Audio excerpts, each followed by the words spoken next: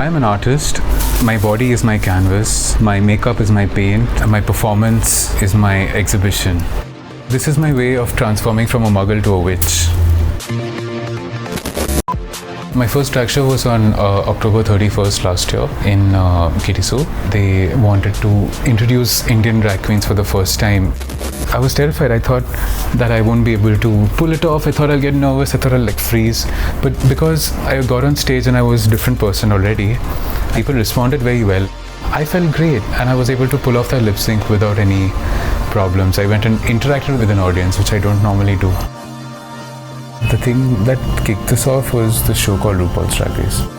This guy who's close to me, he was like, hey, I've been hearing about this. I want to probably watch it. I was like, okay, whatever. When he showed it to me, I wasn't that psyched by it because I thought, why are the clothes so tacky and why is the hair so messy and why can't they do it in a more sophisticated way? Why can't they do it in a more professional way? But then you realize that they don't have those options. These people are like fighting and being innovative and using their jugaad to create magic. I studied in a law school and then after that I worked in a law firm. My parents think my law thing is a side job. They think I'm too interested in drag and all. But I don't think it's an either or. My legal education is so important to everything I do because it helps me to understand the world in a different way. I studied things about gender and sexuality, right, which are all valid for the kind of drag I do also. Workspace, they expect you to behave in a certain way.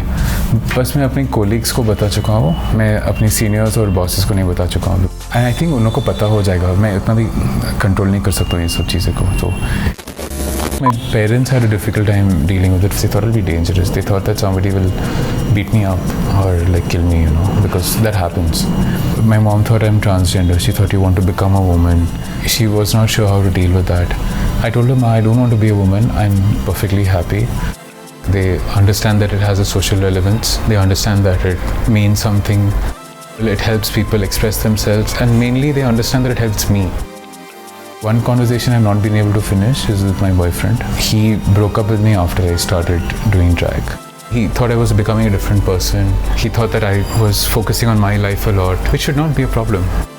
After I started experimenting with drag, I started realizing that I have a lot of power in my queer personality. It's just therapy. It's like art. Me and my friend learn things on YouTube, watching, just practicing, hurting our face with makeup. It takes 1 hour to 2 hours to do the makeup and then 1 hour to wear the clothes and the padding and all those things to make the shape. And then you have to do the finishing touches. You have to adjust the hair or like something is coming off. You want to be visible, you want to express yourself. This is the reason my makeup is exaggerated. There are no rules in drag, you could do anything you like. It's just about the point that you want to transform. They think that drag queens are over dramatic, loud, sex objects. A lot of men think that if you perform in drag, you're doing it to tease them. Drag is not for them. Drag is for queer people and for women.